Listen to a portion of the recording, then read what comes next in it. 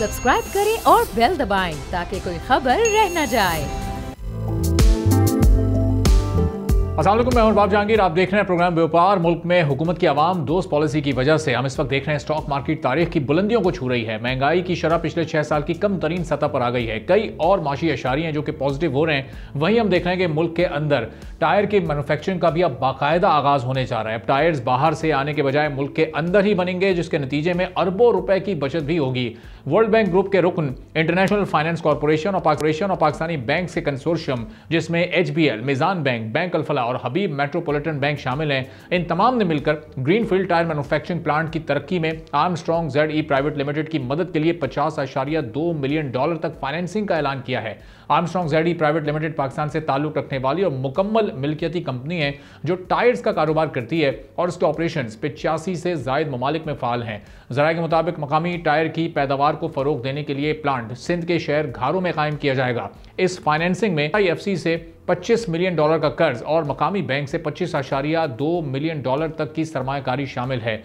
IFC के मुताबिक इस मंसूबे से पाकिस्तान में मकामी तौर पर तैयार करदा बैनुल-अक़वामी ब्रांड मुतारिफ कराया जाएगा, जिसके नतीजे में 1800 से ज़ायद बराह रास्त और बिलवास्ता मुलाजमतें पैदा होने की तवक्को है और टेक्नोलॉजी और मालूमात की मुंतकली के जरिए इस शोबे की मुसाबकत को बढ़ाने में मदद मिलेगी। अगर मुल्क में गाड़ियों के अदाद-ओ-शुमार की बात की जाए तो गुज़िश्ता दहाई के दौरान पाकिस्तान में रजिस्टर्ड गाड़ियों की तादाद में मुसलसल इजाफा हुआ है और 2023 में इन गाड़ियों की तादाद तकरीबन 3 करोड़ तक पहुँच गई है। इनमें से 2 करोड़ 30 लाख 2 पहियों वाली गाड़ी यानी बाइक्स भी शामिल हैं। ताहम तकनीकी महारत और टेक्नोलॉजी की कमी और गैर रस्मी मार्केट के फुकदान की वजह से मकामी टायर मैन्युफैक्चरिंग महदूद है, जिसकी वजह से मुल्क दरामदात पर बहुत ज़्यादा इन्हिसार करता है।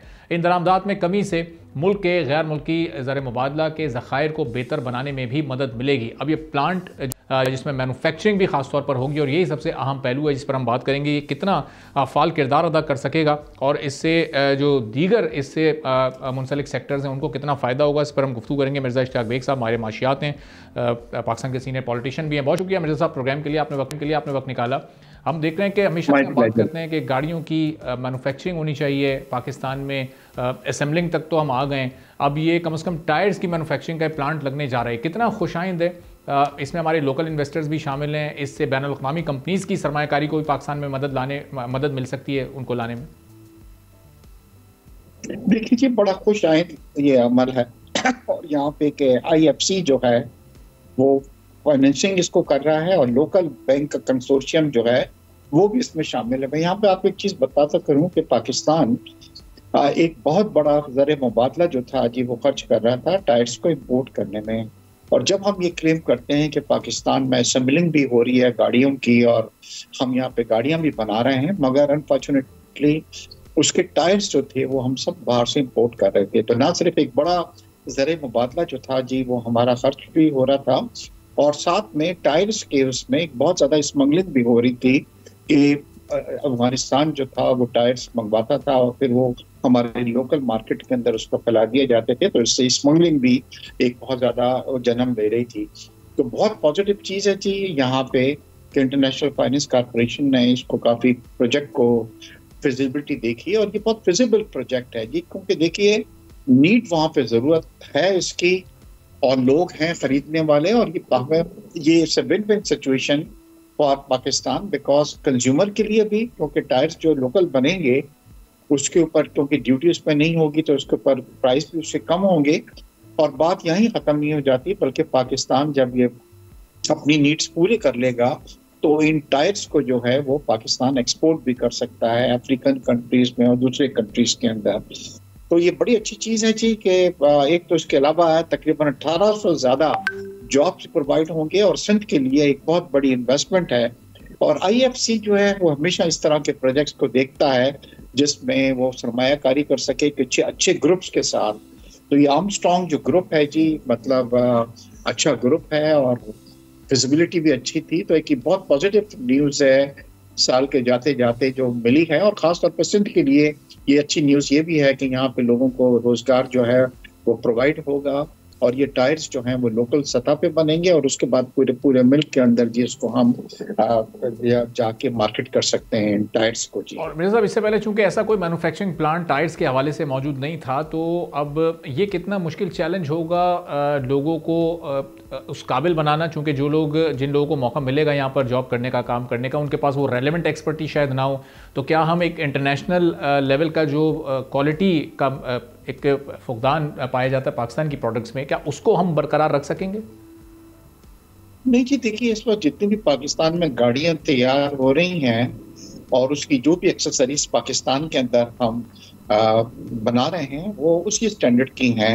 इसी तरह मैं आपको एक मिसाल दूंगा कि टोयोटा है या कोई और भी मैन्युफैक्चरर है, वो डेफिनेटली कभी कंप्रोमाइज नहीं करेगा जब तक वो टायर की क्वालिटी उस हिसाब से नहीं होगी जो इंटरनेशनल मार्केट है। तो डेफिनेटली जब इतना बड़ा, और IFC जो है वो खास तौर के ऊपर कभी भी, जो कि एक वर्ल्ड बैंक की सब्सिडी है, वो ये तमाम चीजें देखने के बाद करता है। और डेफिनेटली जहाँ से ये प्लांट और मशीनरी खरीदी जाती है तो सबसे पहले वहाँ पे लोग भेजे जाते हैं जिनको ट्रेनिंग वगैरह दी जाती है। तो मेरा ख्याल है कि it's a very positive move और सिंध गवर्नमेंट ने हमेशा से ये कोशिश की है। और इस वक्त जी एक बड़ा अच्छा चीज़ ये हो गई है कि तमाम प्रोविंसेस अपने रोड शो कर रहे हैं, बाहर के लोगों को अट्रैक्ट कर रहे हैं कि आइए आप हमारे प्रोविंस में करें।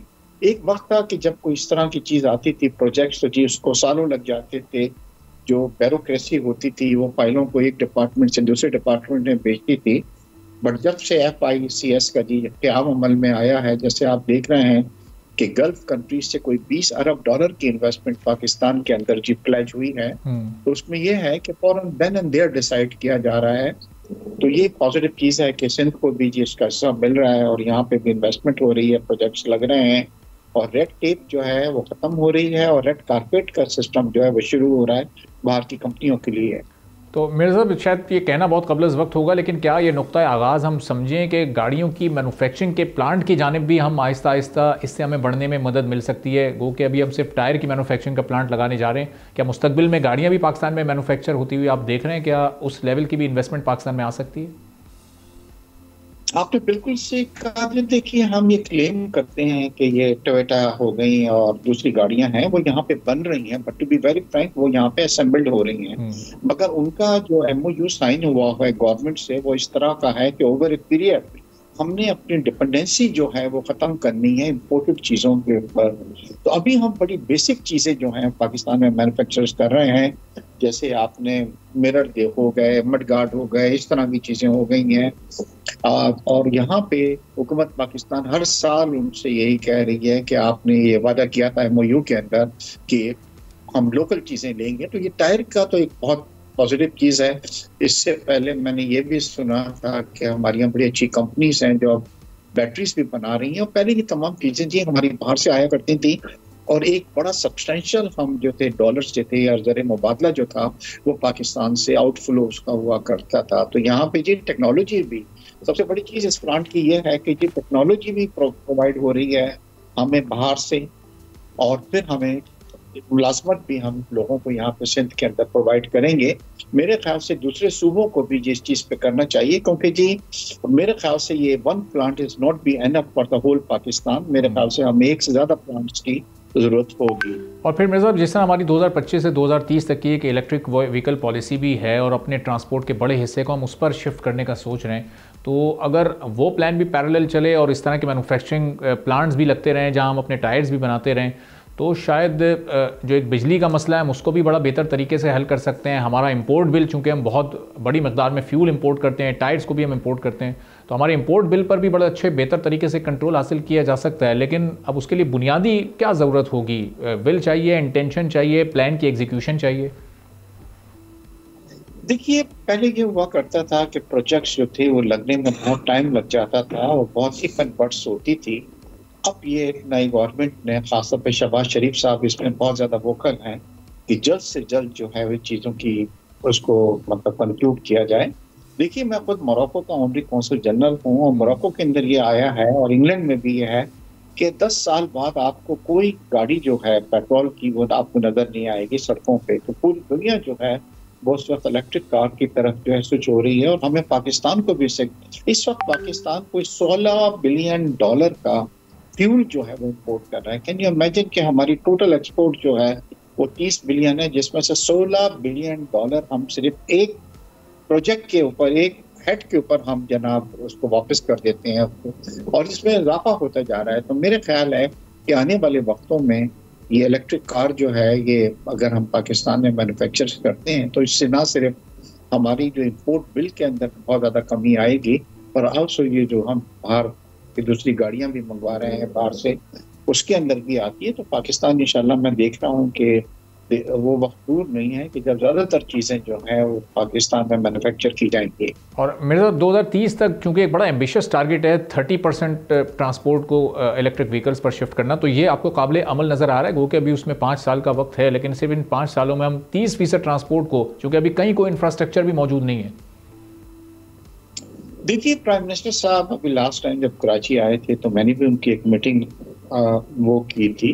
इस वक्त हमारी जो सबसे बड़ी जो प्रॉब्लम होती है वो ये होती है कि अगर इंटरनेशनल मार्केट के अंदर तेल के प्राइसेस $100 से ऊपर चले जाते हैं तो हमारा नाइटमेयर शुरू हो जाता है। इस बार भी जब कशीदगी बढ़ी थी ईरान और दूसरे और इसराइल के दरमियान, तो सबसे बड़ा हमारा नाइटमेयर ये था कि अगर प्राइसेस ऊपर चले जाते हैं तो पाकिस्तान का टोटल बजट जो है वो आउट हो जाता है, टोटल जी मतलब। तो प्राइम मिनिस्टर की भी ये बहुत कोशिश है कि हमारी डिपेंडेंसी कम से कम हो इम्पोर्टेड फ्यूल के ऊपर, और ये 2 तरीके से हो सकती है। एक तो कार यूज हो रही हैं, और दूसरा हमारा जो इलेक्ट्रिसिटी हम प्रोड्यूस कर रहे हैं वो दुनिया की सबसे बड़ी महंगी जो है इलेक्ट्रिसिटी प्रोड्यूस कर रहे हैं फर्नेस ऑयल के साथ। तो ये आपने देखा है कि अब जो सोलर सिस्टम भी आया है पाकिस्तान में, बड़े रैपिडली उसको लगाया जा रहा है और काफ़ी हम कन्वर्ट कर रहे हैं। तो ये बड़ा अच्छा है पाकिस्तान के लिए, गवर्नमेंट के लिए, हमारी मिनिस्ट्री ऑफ फाइनेंस के लिए, कि अगर हमारा बजट पूरा खत्म नहीं है, अगर हम 50% पे आ जाते हैं कि $8 बिलियन हम इंपोर्ट करें और $8 बिलियन बचा लें, तो पाकिस्तान के लिए एक बहुत बड़ा सब्सटेंशियल जो है वो अमाउंट है जी फॉरेन एक्सचेंज का। बहुत बहुत शुक्रिया मिर्ज़ा इश्तियाक बेग साहब, हमारे माशियात हमारे साथ मौजूद थे। एक छोटा सा ब्रेक लेते हैं, ब्रेक के बाद वापस आएंगे, एक और अहम मौजू पर बात करेंगे।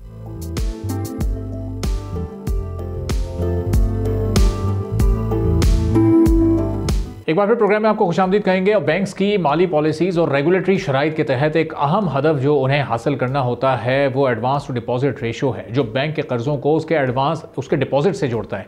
अगर ये तनासुब मुकर्ररा सतह से नीचे आता है तो बैंक को हुकूमत की जानिब से टैक्स जुर्माने का सामना करना पड़ सकता है। पाकिस्तान में बैंक्स की ADR की हदफ की सतह 50% मुकर्रर है। इसका मतलब है कि बैंक्स को अपने डिपॉजिट्स का कम अज़ कम आधा हिस्सा कर्ज़ों की सूरत में फराहम करना होता है ताकि मईशत में माली मुआवनत बढ़ सके और सरकारी ख़जाने को टैक्स जुर्माने से बचाया जा सके। बैंक्स के लिए ADR के इस हदफ को पूरा करना न सिर्फ रेगुलेटरी तकाज़े हैं बल्कि मुल्क की मईशत की मजबूती के लिए भी बेइंतहा ज़रूरी है। अगर बैंक इस सतह को हासिल नहीं करते तो उन्हें फिर इजाफी टैक्स जुर्माने का सामना करना पड़ सकता है, जो कि उनके मुनाफे को मुतासर कर सकते हैं। अब हुकूमत की बेहतरीन हिकमत अमली और इदारों की कोशिशों से बैंक से निजी शोबे को कर्जे की फराहमी के हवाले से भी कुछ अच्छी खबरें सामने आ रही हैं। मुल्क में मौजूद बैंक्स मतलूबा ADR कम होने की वजह से इजाफी टैक्सेस से बचने की कोशिशों में अब कर्जों में इजाफा करने की कोशिश कर रहे हैं, और इस जारहाना हिकमत अमली के नतीजे में पेशरफ्त में नुमाया इजाफा भी हुआ है।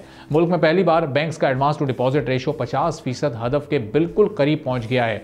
स्टेट बैंक के मुताबिक बैंकिंग शोबे का करंट एडवांस टू डिपॉजिट तनासुब 49.7 हो गया है, जबकि रवां साल अगस्त में बैंक्स का एडवांस टू डिपॉजिट रेशो 38.4% था, जो कि बहुत कम तस्वुर किया जा रहा था। जिसके बाद FBR ने टैक्स टू डिपॉजिट रेशो 50% ना करने पर इजाफी टैक्स आयद करने का ऐलान किया था, और इससे कबल चूँकि इंटरेस्ट रेट बहुत ज़्यादा था तो उसका फ़ायदा उठाने के लिए बैंक ज़्यादातर कर्जे सिर्फ हुकूमत को फराहम कर रहे थे, और अब बैंक्स की जानिब से प्राइवेट सेक्टर को कर्ज की फराहमी जारी है, जिससे मुल्क के अंदर प्राइवेट सेक्टर को मज़ीद इस्तेहकाम मिलेगा। मुल्की और गैर मुल्की सरमायाकार मुल्क के अंदर अपने कारोबार को भी फैलाने की कोशिश करेंगे। यूँ मुल्क में मज़ीद माशी बेहतरी आएगी।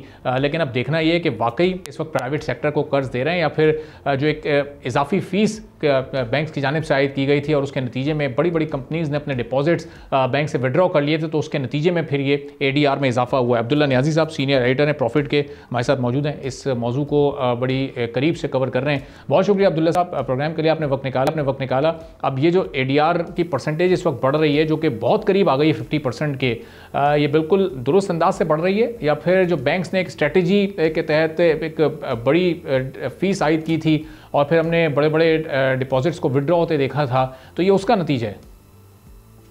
जी अस्सलाम वालेकुम जी, बहुत शुक्रिया आपने मुझे बुलाया। आपने मेरे ख्याल से बड़ी अच्छी तरह एक्सप्लेन कर दिया था कि पूरा निज़ाम क्या होता है ADR का और बैंक्स किस तरह से इसको कैलकुलेट करते हैं और उस पर हुकूमत की इन्वॉल्वमेंट क्यों है। इसके अंदर मेरे ख्याल से जो करंट सिनेरियो हमारे सामने आ रहा है उसके अंदर बिल्कुल ठीक तरीके से बाय द बुक तरीकों से ही बैंक्स मैनेज कर रहे हैं कि वो अपने एडीआर को इंक्रीज कर पाएं, और वो 50% के, जैसे आपने जिक्र किया, काफ़ी करीब आ चुके हैं। और इनफैक्ट जो ये बड़े डिपॉजिट्स थे, कुछ बैंक्स ने 3 अरब के डिपॉजिट्स पे, कुछ ने 5 अरब के डिपॉजिट्स के ऊपर एक टैक्स, एक फ़ी लगाने की बात की थी, वो इनफैक्ट अप्लाई होना था अगले महीने से, और कुछ बैंक्स ने उसको ऑलरेडी विड्रॉ भी कर लिया है। शुरू में एक पैनिक सा फैला था ऑफ कोर्स उसके बारे में, मगर उस पे आप कह लें कि एक बैक एंड फोर्थ चल रही है कि क्या ये इंप्लीमेंट किया जाएगा या नहीं किया जाएगा। जो एडीआर का सिलसिला है, मैं इसमें एक दो चीज़ें एक्सप्लेन करता जाऊंगा। मेरे ख्याल से बेसिक समझने वाली बात यह है कि बैंक्स के पास 2 रास्ते होते हैं पैसे कमाने के लिए।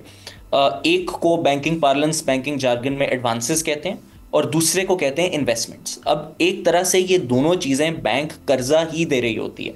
तो एडवांसेस वो कर्जे होते हैं जो बैंक्स प्राइवेट इंडस्ट्री को देती है, वो चाहे किसी कंपनी ने नई मशीनें लेनी हो, अपनी अपग्रेडेशन करनी हो उसके लिए। और दूसरी तरफ आपके पास आ जाती हैं investments. This is that money जो बैंक्स हुकूमत को लैंड करते हैं through treasury bonds and other government securities. अब इनकी कहानी ये होती है कि बैंक्स का एडीआर रेशो भी जो कम हुआ है, उसके अंदर कुछ हद तक उसकी वजह ये थी कि क्योंकि पाकिस्तान में शराय सूद इतना इंक्रीज हो गया हुआ था, उसकी वजह से बैंक्स ज़्यादा कंफर्टेबल थे कि वो सिंपली हुकूमती बॉन्ड्स में इन्वेस्ट करते रहें, वहाँ से उनको सेफ रिटर्न्स मिलते रहेंगे, इंस्टेड के वो ज़्यादा रिस्की प्राइवेट सेक्टर की तरफ लोन्स एक्सटेंड करें। अब इसी को नोटिस करते हुए इस बात की शुरुआत बुनियाद 2021 में हमने देखी थी। तब शौकत तरीन साहब जो कि खुद एक बैंकर थे, उन्होंने शुरू में एक टैक्स इंपोज करने की कोशिश की थी एडीआर के ऊपर। उसके बाद अब इनफैक्ट जो हमारे करंट फाइनेंस मिनिस्टर औरंगजेब साहब है, वो भी साहब एक बैंकर हैं, तो इनको समझ भी बहुत अच्छी है कि बैंकिंग इंडस्ट्री की नीड्स क्या हैं। और पाकिस्तान में किसी एक बैंक की कहानी नहीं है, ओवरऑल सेक्टर की कुछ कमजोरियां होती हैं, खासकर डेवलपिंग इकोनॉमीज में कुछ कमजोरियां होती हैं। उनको जहन में रखते हुए हुकूमत ने ये टैक्स इंप्लीमेंट किया, और मेरे ख्याल से उससे बचने के लिए बैंक सब ज़्यादा एडवांसेस की तरफ जा रहे हैं। वो कुछ नॉन बैंकिंग फाइनेंशियल इंस्टीट्यूशंस को भी लैंड कर रहे हैं, उसके थ्रू भी उनका एडीआर बेहतर हो रहा है। लेकिन जनरली एक काफ़ी स्टार्क चेंज आया जो कि एक पॉइंट में 38% पे था, जैसे आपने जिक्र किया, वो 50 के करीब आ गया है, और वो इस टैक्स को प्रॉब्ली अवॉइड कर जाएंगे। मगर इसमें देखने वाली ये चीज़ है कि बैंक्स का एट देयर लोएस्ट एडीआर 38% था, यानी कि हर 1 रुपया जो वो डिपॉजिट ले रहे थे उसके बदले में वो 38 पैसे आगे लेंड कर रहे थे प्राइवेट सेक्टर को।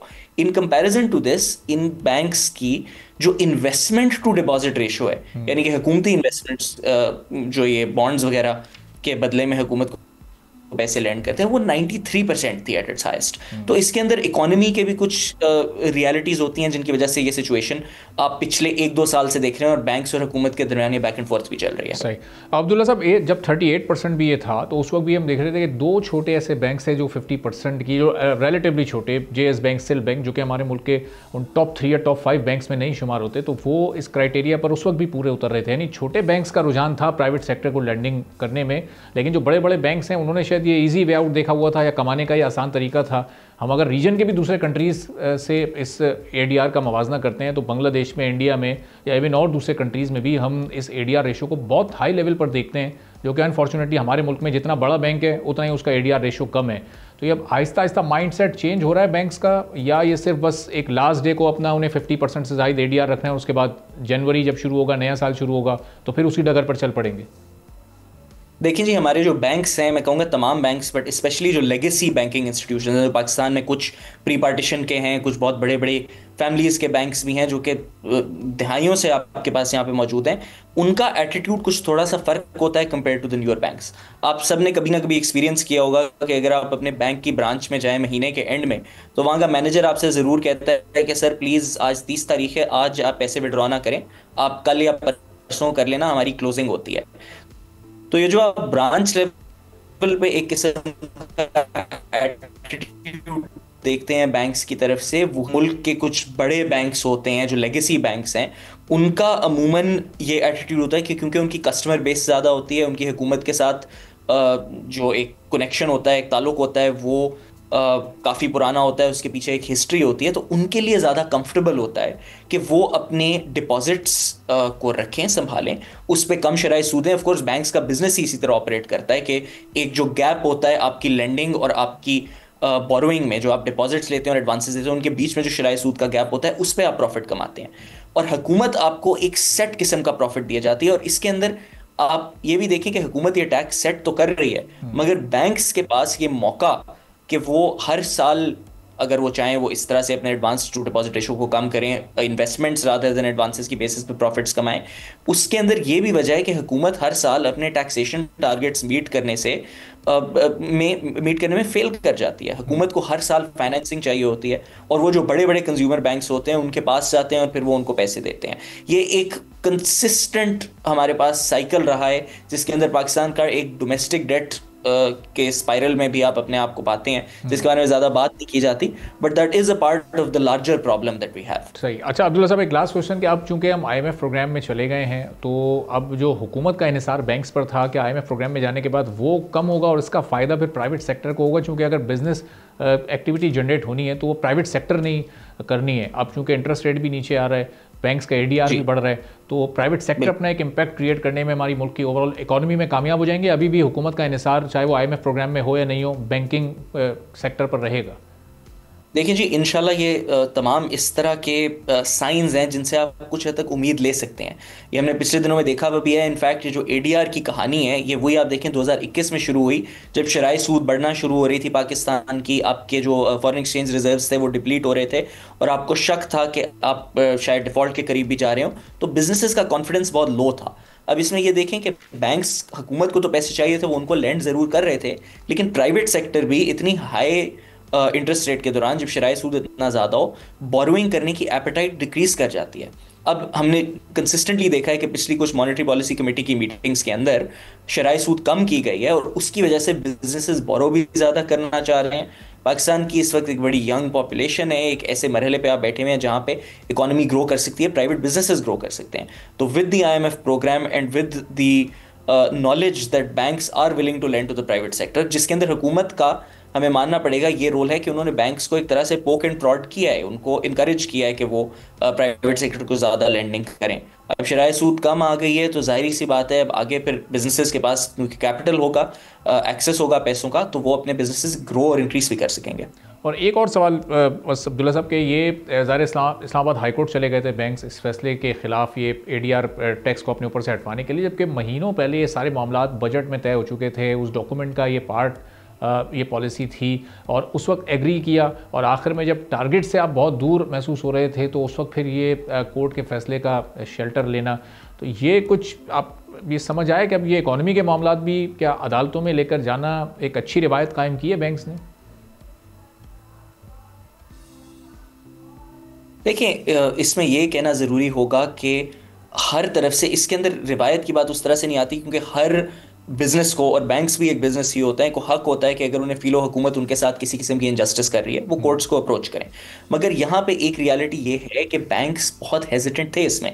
अब जब बजट के अंदर ADR इम्पोज किया गया था, आई थिंक एक बहुत इंटरेस्टिंग फैक्ट है कि औरंगजेब साहब जो थे, जो हमारे मोहम्मद औरंगजेब साहब जो फाइनेंस मिनिस्टर हैं, वो साबिक HBL के प्रेसिडेंट चेयरपर्सन हैं, बहुत नॉलेजेबल और अच्छे बैंकर हैं। और उन्होंने चंद साल पहले जब ADR हो रहा था, जब वो एक बैंक के हेड थे, उस ज़माने के अंदर वो ऑफ कोर्स एडवोकेट कर रहे थे कि ADR जो है ना लगाया जाए। मगर एट द सेम टाइम अब आपके पास एक सिचुएशन है जहाँ पे उनको भी ये समझ है कि हुकूमत की तरफ से from their point of view बेहतर है कि ADR का टैक्स लगाया जाए। इसमें कोई ये कहने की ज़रूरत नहीं है कि कोई अच्छी रिवायत कायम हो रही है, बुरी रिवायत कायम हो रही है। हर कोई अपने एंड से जो उनको बेहतर प्रॉफिटेबिलिटी का एक मार्जिन मिलता है वो वहाँ पे फोकस करते हैं, और सब कुछ लीगली बुक हो रहा है। की इंतजाम, लेकिन इसमें रेगुलेटर स्टेट बैंक हमें कहीं नजर नहीं आ रहा। बैंक स्टेट बैंक के पास भी जा सकते थे, मुताल्लिका स्टेक होल्डर्स को लेकर बैठकर इस मामले को सॉर्ट आउट भी किया जा सकता था।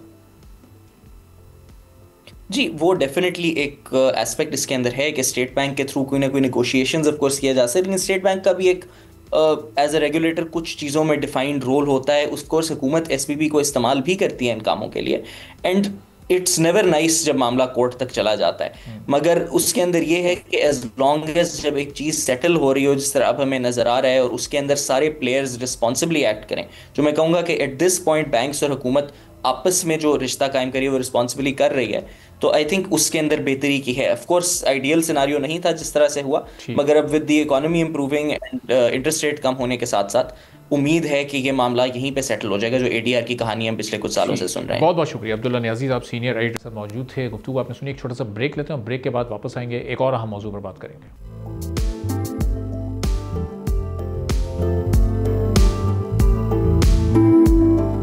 एक बार फिर प्रोग्राम में आपको खुशामदीद कहेंगे। पाकिस्तान क्लाइमेट चेंज की वजह से मुतासिर होने वाले ममालिक की फहरिस्त में टॉप के ममालिक में आता है, जहां हर साल क्लाइमेट चेंज की वजह से तरह तरह के नुकसानात का सामना हमें करना पड़ता है। मौसमियाती तब्दीली हो, आलूदगी से छुटकारा और जदीद तवानाई की तरफ मुंतकली अब बहुत ज़रूरी हो चुकी है, जिसके पेश नज़र पाकिस्तान ने हाल ही में मौसमियाती तब्दीलियों से सबसे ज़्यादा मुतासिर होने वाले ममालिक के इत्तेहाद में शामिल होकर आलमी सतह पर फॉसिल फ्यूल के गैर फैलाव के मुआहदे की हिमायत की है। इस मुआहदे का मकसद आलमी सतह पर कोयले, तेल और गैस के इस्तेमाल में कमी लाने और काबिल तजदीद तवानाई की तरफ मुंतकली की राह हमवार करना है। इस मुआहदे के तहत तरक्की पजीर ममालिक को तवानाई की मुंतकली में माली और टेक्निकी इमदाद फराहम करने की ज़रूरत पर जोर दिया गया है, ताकि इन ममालिक के लिए एक मुनसिफाना तवानाई की तब्दीली मुमकिन हो सके।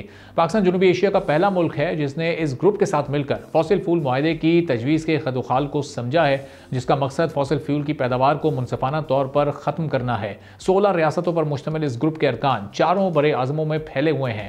इस मुआहदे में इस बात पर भी जोर दिया गया है कि अमीर ममालिक तरक्की पजीर ममालिक को माली और टेक्निकी इमदाद फराहम करें, ताकि ये ममालिक अपनी तवानाई की ज़रूरियात को ग्रीन एनर्जी से पूरा कर सकें। तरक्की याफ्ता ममालिक की मुआवनत से पाकिस्तान को सबसे ज़्यादा फ़ायदा होगा, क्योंकि पाकिस्तान हर साल सैलाब और बढ़ते हुए दर्जे हरारत की जद में आ रहा है। इससे कबल वज़ीर आज़म शहबाज शरीफ ने COP29 में भी क्लाइमेट जस्टिस की अहमियत पर जोर दिया था और दुनिया के अमीर ममालिक से मुतालबा किया था कि वो मौसमियाती बहरान से निपटने के लिए कमज़ोर ममालिक की मदद करें। अब चूँकि हुकूमत और SIFC की मदद से पाकिस्तान ने 2030 तक नई गाड़ियों से भी 30% को इलेक्ट्रिकल एनर्जी पर मुंतकिल करने के लिए पॉलिसी मुतारिफ करवाई है, जिससे मौसमियाती तब्दीली और माहौलियाती आलूदगी को कम करने में मदद मिल सकेगी, जिसके लिए हुकूमत ने 4 अरब रुपए की सब्सिडी का भी ऐलान किया है, ताकि लोगों को इलेक्ट्रिकल गाड़ियाँ और उनकी ख़रीदारी की तरगीब दी जा सके।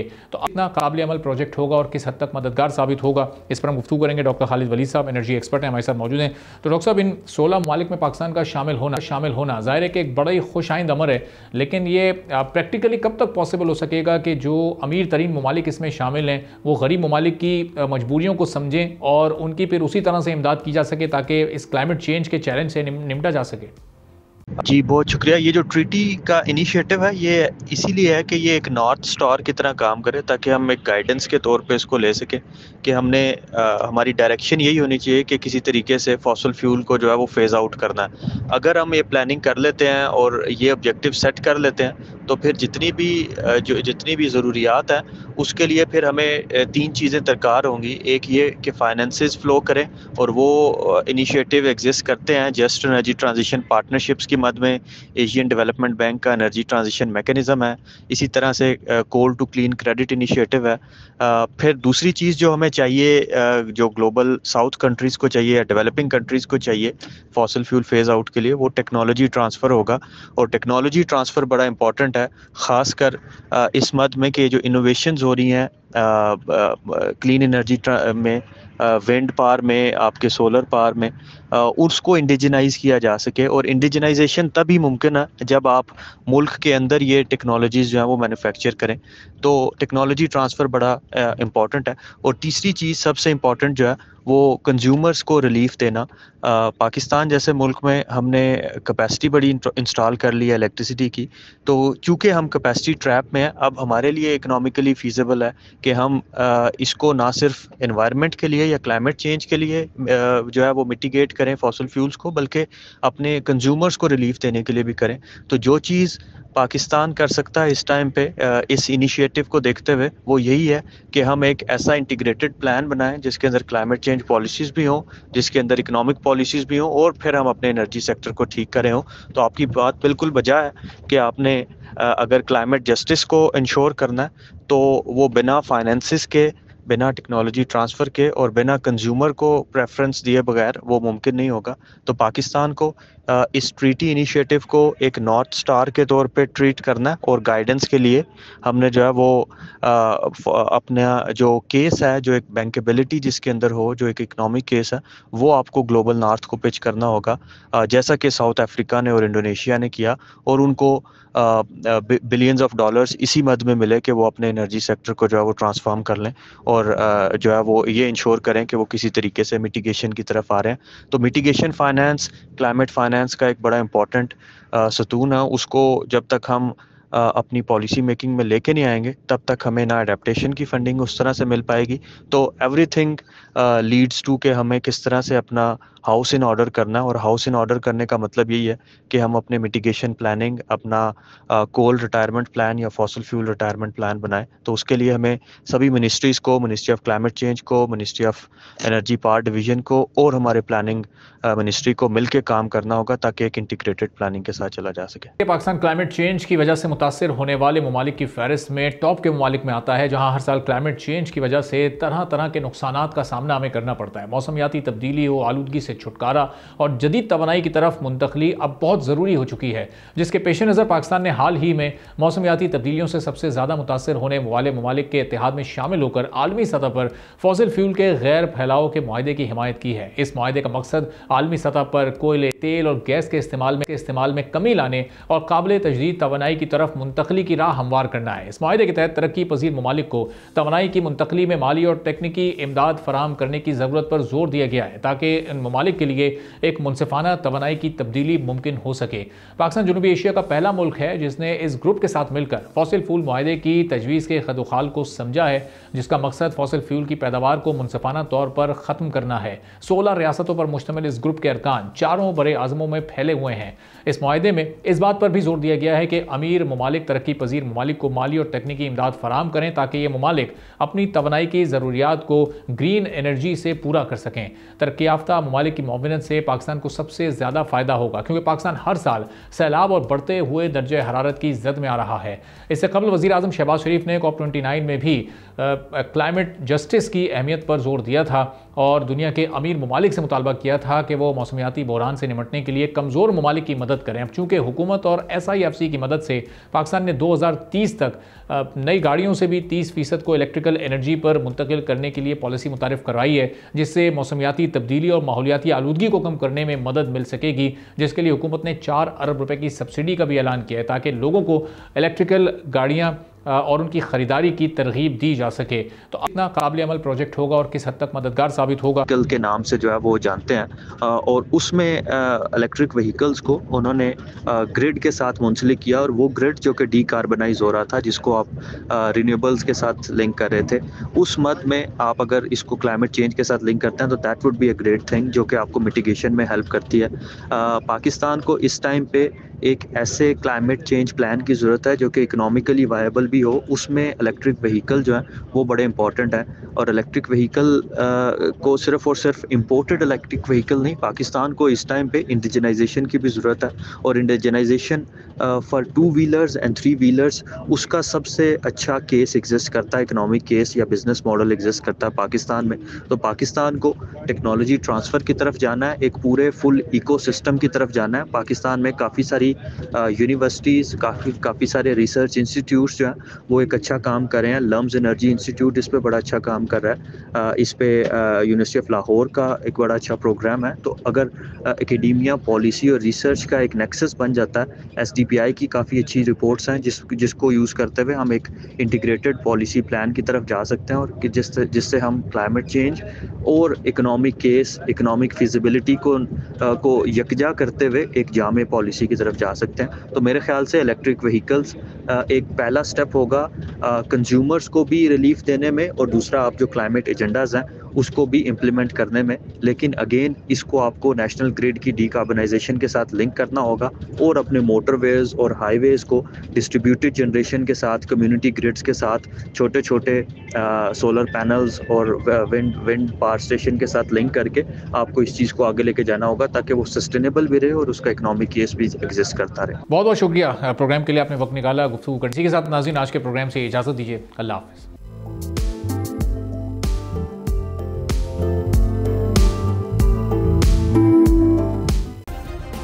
सब्सक्राइब करें और बेल दबाएं ताकि कोई खबर रह न जाए।